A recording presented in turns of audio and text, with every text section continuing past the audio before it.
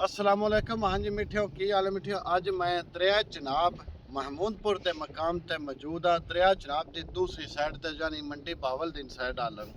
इस वीडियो मेरा बनाने का मकसद है भाई अगे एक अवामी मुतालबा भी है और असा भी इसकी जी आवाज़ है सोशल मीडिया ते बड़ी हद तक उठाई कि भी दरिया चनाब महमूदपुर मकाम ते दरिया चनाब ने ज़मीनी कटाव का जो अमल है वह बड़ा तेज़ी नाल उस कीता है।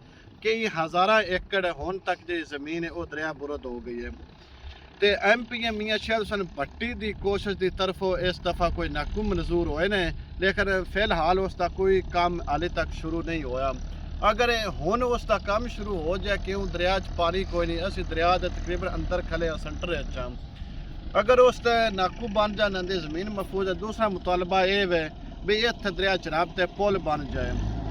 पुल इंतहाई ज़रूरी है। मेरे पीछे एक ट्राली ट्रैक्टर आ रहे अपना घर का जो समान है वो लैके आ रहे हैं दरिया के विचों इन्हें हम गुजरने दुआन वो भी असी विखाने भी किमें गुजरते हैं। और अगर इतने पुल होंगी तो फिर असी वेखते भी किमें इतने आवाम की आमदो रफत होंगी और बेड़ी जी चलती है वो 24 घंटे इतने चलती। इस तरह जिमें बस स्टैंड इतने लगा है चलता पे होंगे तुम वेंदे पे समान मेरे पिछले आते ये भी इन्ना अगर पुल होंगी वो इन्हें दरिया के विचों तो गुजर जाना। हुण पुल ना होने की वजह तो उन्हें होने तो दरिया के विचों गुजरना तो हुण तुहानूं असीं विखावां ते इसदा बई अगां जाके जिस तरह ये दरिया जनाब नूं पार करते हैं इन्हां समान तुसीं हुण वेख ले इन्हां ने इत्थों दरिया के विचों गुजरना है।